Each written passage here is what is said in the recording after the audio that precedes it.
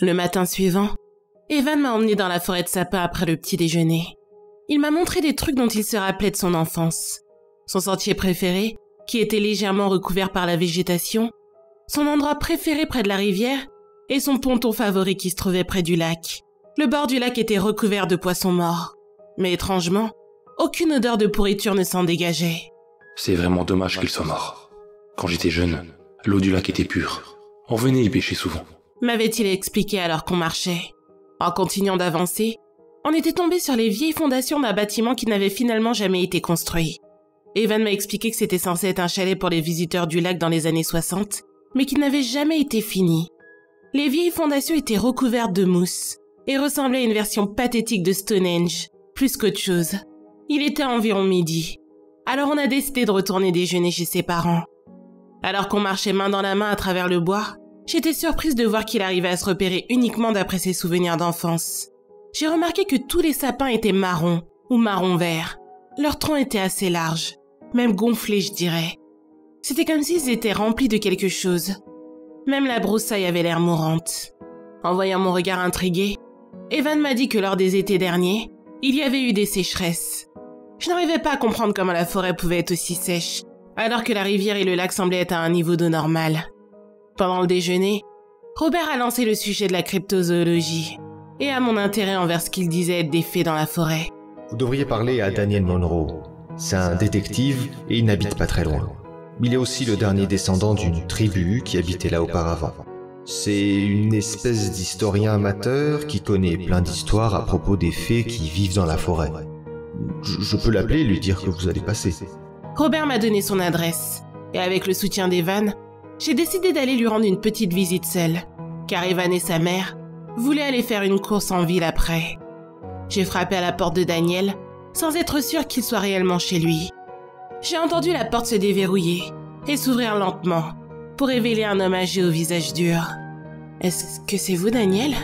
ai-je demandé en tendant la main pour lui dire bonjour. « Je m'appelle Johanna et... » Et vous voulez tout savoir à propos de la forêt, n'est-ce pas? Il m'avait coupé la parole.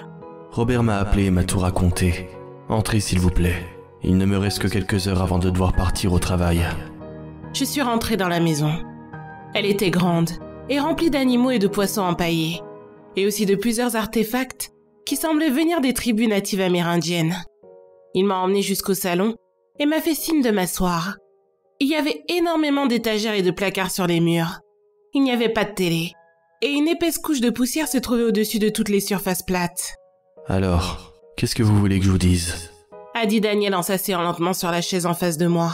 « Eh bien, tout ce que vous savez à propos de la forêt et des supposées créatures qui y habitent. J'étudie les créatures inconnues et mythologiques, et j'ai déjà entendu parler des fées dans le domaine du folklore. Mais je n'ai jamais entendu parler d'un cas où une ville entière a peur de créatures dont l'existence n'est pas avérée. » Daniel a regardé vers le plafond, comme s'il essayait d'y visualiser ses pensées.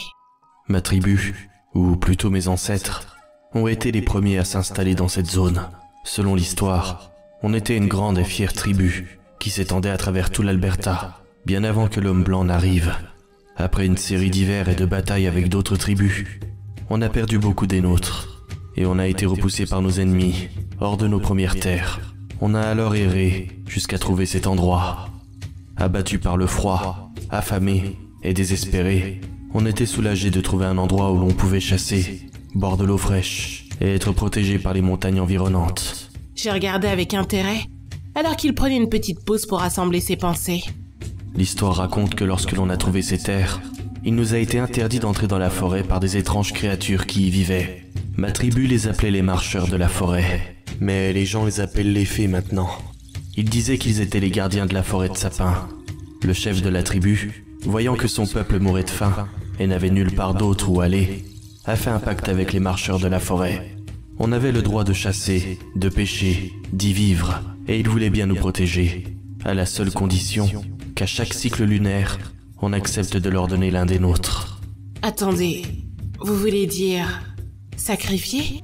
Oui, à chaque pleine lune, la tribu choisissait une personne à sacrifier aux marcheurs de la forêt, et les cris de cette personne se faisaient entendre pendant toute la nuit. C'était quelque chose d'horrible, Mais on était obligé de faire ça pour survivre. Et la tradition a continué. Des années et des années se sont écoulées, et notre peuple a perdu bon nombre des siens. Au fil du temps, on était de moins en moins nombreux. Mais au moins, ceux qui restaient étaient en sécurité et pouvaient boire et manger à leur faim. Daniel s'est levé de son siège et a marché jusqu'à une étagère. Il en a retiré un livre avec une couverture en cuir. Même fermé, j'arrivais à voir que les pages étaient jaunies par le temps. Il a posé le livre sur la table basse qui était entre nous deux, et un nuage de poussière a envahi la pièce. Désolé, j'ai été très occupé ces derniers temps. Je n'ai pas eu le temps de nettoyer. A dit Daniel en toussant à cause de la poussière. Ne vous inquiétez pas, lui ai-je répondu calmement, en reculant sur mon siège pour éviter le nuage d'allergènes. Mais comment est-ce qu'une légende amérindienne s'est transformée de telle sorte à ce que toute une ville ait peur de la forêt? Ce livre, il contient toutes les histoires sur les marcheurs de la forêt qui ont été racontées de génération en génération dans ma tribu. J'ai commencé à les écrire quand j'étais jeune. Je les ai recueillis auprès des anciens, de mes proches et de beaucoup d'autres avant qu'ils ne meurent. Vu que je suis le dernier de ma tribu, j'ai pensé qu'il était nécessaire de tout documenter pour qu'il reste une preuve de tout ça. Daniel s'est assis à nouveau, vu que la poussière était enfin retombée. Tout a changé lorsque l'homme blanc est venu sur nos terres. Au début, il n'y en avait qu'un. Il était venu explorer. On ne l'a pas vu comme une menace. Alors, on l'a laissé passer. Cependant, il a trouvé de l'or dans la rivière. Il l'a dit à ses semblables, et rapidement, beaucoup d'autres ont suivi. Ils ont ramené des fourrures, de la viande, des perles et des fusils. Ils étaient prêts à tout échanger contre de petites parcelles de terre où ils pourraient vivre. On a accepté. Mais l'homme blanc a commencé à couper les arbres pour faire des clairières, où la ville dans laquelle on se trouve aujourd'hui se situe. Ils ont construit des maisons, ils ont chassé et pêché, et nous, on a arrêté d'envoyer l'un des nôtres à chaque pleine lune dans la forêt. Alors, vous avez arrêté les sacrifices parce que vous receviez tout ce dont vous aviez besoin de la part des gens. Et votre pacte avec les créatures dans tout ça? On vivait paisiblement aux côtés de l'homme blanc, mais les marcheurs de la forêt étaient fâchés que l'on ait brisé notre pacte. Ils se sont mis à nous observer depuis la lisière du bois, en se cachant dans l'ombre. Leur haine était palpable. Une nuit, plusieurs hommes blancs étaient partis pêcher au lac, et ils y sont restés jusqu'à très tard. Pour rentrer, ils sont passés par la forêt. Les marcheurs les ont alors tués, un par un, en forçant les autres à regarder. Leurs cris se sont fait entendre jusqu'à la ville, et les survivants sont partis de la région sans jamais revenir. Ils ont laissé leurs biens et même leur or, car ils avaient peur. Et après ça, tous les gens qui partaient dans la forêt après la nuit se sont mis à disparaître, sans laisser aucune trace. Daniel s'est assis et a pris une grande inspiration. Quand les gens se sont mis à éviter d'aller dans la forêt après le coucher du soleil, les marcheurs ont commencé à les piéger pour qu'ils y aillent. Ils se sont mis à imiter des cris d'enfants ou de personnes proches de leurs futures victimes. Ils ont pris 3 mères de notre tribu, car elles ont voulu aller secourir des bébés qu'elles entendaient crier vers la lisière. Elles ont donc couru sauver ces bébés, mais sont tombées sur ces créatures. Au début, ils ne voulaient qu'une personne, mais après, pour se venger, ils en prenaient plusieurs. Alors, ils peuvent imiter des sons et des voix? Oui, ils arrivent à imiter la voix de n'importe qui, et le son de n'importe quoi. Ils sont prêts à tout pour attirer des gens dans la forêt. Malheureusement, l'appât du gain et l'envie de trouver de l'or étaient plus grandes que la peur de certaines personnes. De plus en plus de personnes blanches ont commencé à disparaître, et des rumeurs selon lesquelles l'endroit était maudit ont commencé à se répandre. Beaucoup de gens sont partis, mais les veuves avec de jeunes enfants sont restées. Tous ceux qui habitent ici désormais sont des descendants de ceux qui ont été enlevés. Ma tribu les a aidés, à la seule condition qu'ils n'aillent plus dans la forêt la nuit. Mais pourquoi est-ce qu'il y a toujours des gens qui habitent ici? Pourquoi est-ce qu'ils ne sont pas simplement partis lorsqu'ils en avaient l'occasion? Mon peuple avait fait un pacte avec ceux qui y restaient. On avait accepté de protéger l'endroit et les gens qui y vivaient contre le mal qui régnait dans la forêt. Personne ne devait parler de cet endroit. Après tout, c'était notre faute si tous ces gens étaient désormais en danger. Le pacte que nous avions fait avec les marcheurs de la forêt n'avait pas été respecté. Malheureusement, malgré tous nos efforts, des gens entendaient quand même parler de la ville et de l'or que l'on pouvait trouver dans les rivières. Ces personnes-là arrivaient et disparaissaient quasiment aussitôt. On a essayé de les prévenir, mais ça ne servait à rien. Dans les années 60, un groupe qui avait entendu parler de cet endroit a voulu construire un chalet au bord du lac. On n'a plus jamais entendu parler d'eux. Heureusement, depuis ces 10 dernières années, le nombre de disparitions a diminué de façon significative, car plus personne ne s'intéresse à cette forêt. Oui, j'ai vu les fondations. Daniel s'est levé et a avancé vers l'un des placards. Il l'a ouvert, ce qui a créé un petit nuage de poussière. Ensuite, il en a sorti un classeur noir qui était rempli de papier. Voilà. Il m'a fait signe d'attraper le classeur. C'est quoi ça? Lui ai-je demandé en l'attrapant. Ce sont les dossiers de disparition dont je dois m'occuper. Toutes ces personnes ont disparu dans la forêt. Mais c'est pas possible. Ai-je dit en ouvrant le classeur. Il doit y avoir une centaine de cas là-dedans. Oui, certains disent que je suis un détective pourri. Je sais ce qui est arrivé à ces gens, mais ce n'est pas comme si c'était quelque chose que je pouvais écrire dans un rapport officiel. On me retirerait ma licence. Si vous regardez les rapports, c'est toujours le même procédé. Ces personnes ont toutes été vues pour la dernière fois, avant le coucher du soleil, et dans la forêt.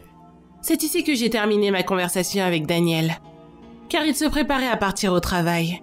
Il travaillait sur le dossier de quelqu'un qui avait disparu, et qui habitait à 2 villes de là. Il m'a laissé emprunter son classeur, et le livre qui regroupait les histoires de sa tribu. En rentrant à la maison, j'ai installé une petite caméra et un microphone à un endroit qui donnait directement sur le portail arrière des parents d'Evan. Si j'arrivais à enregistrer quelque chose de concret, j'allais peut-être réussir à comprendre à quoi j'avais affaire. J'ai connecté ma caméra à mon PC portable par Wi-Fi et j'ai lancé l'enregistrement. Puis, j'ai laissé le PC dans la chambre pendant que je me préparais pour le dîner. Après le repas, je me suis mise assise à l'arrière de la maison et j'ai lu les histoires des ancêtres de Daniel. La seule interruption a été le bruit que j'avais entendu la dernière fois avec le père d'Evan. Le bruit de quelque chose qui traînait sur le sol. Puis, celui du portail qui se déverrouillait. Le père d'Evan qui n'était pas loin s'est mis à crier que c'était pile au bon moment, alors que le soleil disparaissait derrière les montagnes.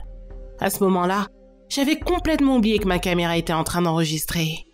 Cette nuit-là, j'ai parlé de tout ce que j'avais découvert pendant l'après-midi à Evan. Tu devrais aller poser des questions aux voisins. La plupart d'entre eux sont vieux et à la retraite, alors ils seront forcément à la maison. T'as raison. Je pense que je ferai ça demain. Et je dis avec excitation. L'idée d'avoir trouvé un réel sujet de cryptozoologie que j'allais pouvoir présenter à la communauté n'arrêtait pas de me faire sourire. D'accord, mais avant que tu partes faire tes recherches, j'espère qu'on pourra aller petit déjeuner. M'a dit Evan avec un sourire charmeur. Ma mère m'a demandé d'aller cuire des myrtilles avec elle, car elle veut te faire goûter à sa tarte. C'est sa spécialité, et je pense que tu vas adorer. Pas de souci.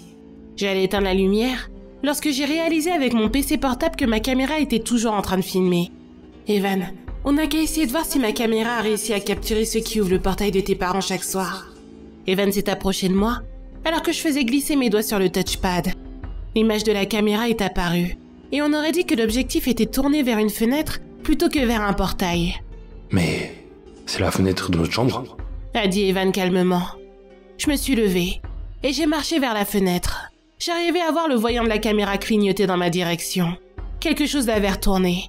Et pourtant, je n'avais vu personne y toucher depuis que je l'avais installé.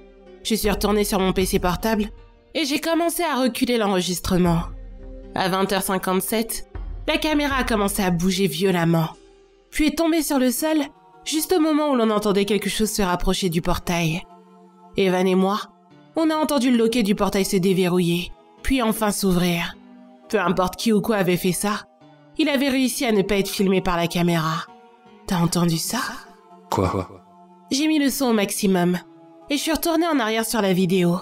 Et là, on a clairement entendu quelqu'un ou quelque chose dire d'une voix aiguë. Le son n'était pas fort, mais c'était clairement audible. C'était quoi ça ? A dit Evan sur un ton choqué. J'ai fait avancer l'enregistrement jusqu'à ce que la caméra se remette à bouger. À partir de là, c'était comme si une silhouette invisible l'avait ramassée et l'avait posée de telle sorte à ce qu'elle soit face à notre fenêtre. La lumière de notre chambre s'est allumée et en arrière-plan, on pouvait entendre un léger ricanement, ressemblant à celui d'un enfant. Johanna, c'est n'importe quoi et en plus ça nous fait peur à tous les deux.